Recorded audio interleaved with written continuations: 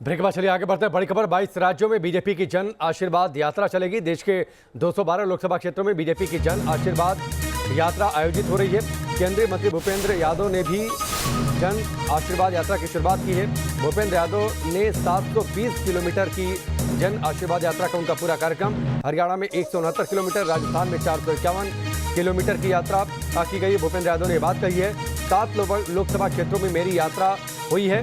जनता से सीधे संवाद के लिए ये यात्रा आयोजित की गई थी। क्या कुछ कहा भूपेंद्र यादव ने, सुनिए।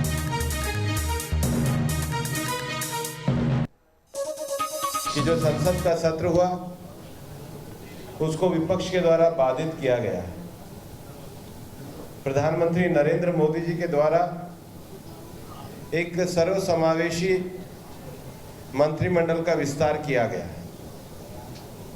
लेकिन प्रधानमंत्री जी को संसद में मंत्रियों का परिचय नहीं कराने दिया और विपक्ष का रवैया इतना दुर्भाग्यपूर्ण था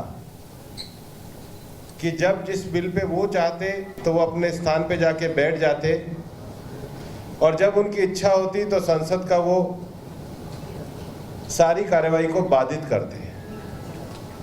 सबसे ज्यादा दुर्भाग्यपूर्ण स्थिति तो तब हुई जब राज्यसभा में सरकार के द्वारा कृषि पे चर्चा कराई जाने लगी तो कांग्रेस के लोग सदन की मेज पर चढ़ गए, सदन के किताबों को उठाकर स्पीकर की टेबल पे फेंका गया,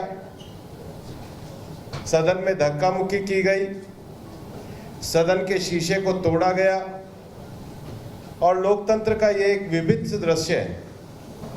भारत की जनता जिसको लोकतंत्र का मंदिर मानती है उसकी सारी मर्यादाओं को गिराने का काम विपक्ष के द्वारा किया गया। लोकतंत्र संवाद से चलता है, लोकतंत्र विचार विनिमय से चलता है, लोकतंत्र संसद को मर्यादित तरीके से चलाने से चलता है। विपक्ष का अधिकार है कि वो किसी विषय का विरोध करे, लेकिन विपक्ष का ये अधिकार नहीं है कि वो संसद की मर्यादा को अपने हाथ में ले। विरोध समझ में आता है, व्यवधान समझ में आता है, लेकिन ये तांडव समझ में नहीं आता। प्रधानमंत्री जी के नेतृत्व में पिछले 7 सालों में जो जन कल्याणकारी और गरीब कल्याणकारी काम हुए हैं उनको जनता तक पहुंचाने के लिए जन आशीर्वाद यात्रा को किया गया। इस बार सबसे ज्यादा संख्या में ओबीसी, एससी, एसटी और महिलाओं को मंत्रिमंडल में दायित्व दिया गया। उन सब वर्गों को ये संदेश पहुंचाने के लिए जन आशीर्वाद यात्रा की गई। माननीय प्रधानमंत्री जी का जो आत्मनिर्भर भारत की जो संकल्पना है उसको उसके साथ, उसके लिए और उसके हित में जनता के साथ सीधा संवाद करने के लिए ये जन आशीर्वाद यात्रा की गई। सभी कैबिनेट के 39 मंत्रियों ने 16 अगस्त से देश भर में यात्रा करी है।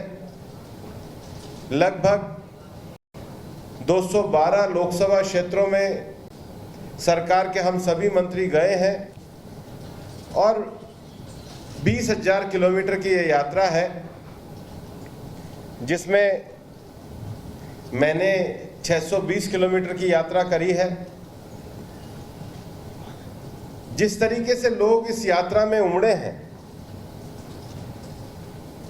कल तक हमें ऐसा लगा कि लगभग 1,21,000 लोग छोटे बड़े सब कार्यक्रमों में मिलाकर राजस्थान में इस यात्रा से जुड़े।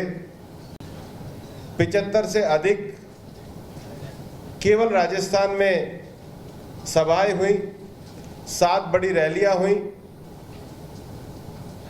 और हरियाणा से लेकर राजस्थान तक 7 लोकसभाएं, हरियाणा की गुड़गांव लोकसभा, महेंद्रगढ़ लोकसभा, राजस्थान की झुंझुनू लोकसभा, अलवर लोकसभा, जयपुर ग्रामीण लोकसभा, जयपुर शहर लोकसभा और अजमेर लोकसभा। एक लोकसभा जो इसका हिस्सा नहीं थी, दिल्ली ग्रामीण, जो दक्षिण दिल्ली है। मैं जब यात्रा के लिए दिल्ली से निकल रहा था तो वहाँ के भी कार्यकर्ता बड़ी संख्या में दिल्ली बॉर्डर के ऊपर रजोकरी गांव के अंतर्गत कापासेड़ा बॉर्डर पे बहुत बड़ी संख्या में वहाँ पर आए। यात्रा के पहले चरण में 169 किलोमीटर यात्रा के दूसरे चरण में 451 किलोमीटर यात्रा रही। मैं 9 वर्ष से तक अजमेर से मेरा गृह जिला होते हुए राज्यसभा के सांसद के रूप में रहा और मैं अभी अपने 10 साल पूरे होने पर अपने संसदीय कोष का एक हिसाब भी देना चाहता हूं। विभिन्न विषयों में शैक्षिक, स्वास्थ्य, पानी, सामुदायिक भवन, तकनीकी शिक्षा, पीने का पानी, विशेष रूप से जिस कॉलेज में मैं पढ़ा राजकीय महाविद्यालय में, वहाँ ऑडिटोरियम निर्माण, ज्योग्राफी की क्लासेस जैसे अनेक विषयों पे मैंने लगातार अपने इस राशि को व्यय किया। मैं जानता हूं कि अजमेर से ये मेरा एक बहुत भावनात्मक रिश्ता भी रहा है। मेरा सौभाग्य रहा है कि पार्टी ने जो कार्यक्रम और रचना इस यात्रा के नाते मेरे लिए तैयार करी, उसका अंतिम पड़ाव अजमेर था।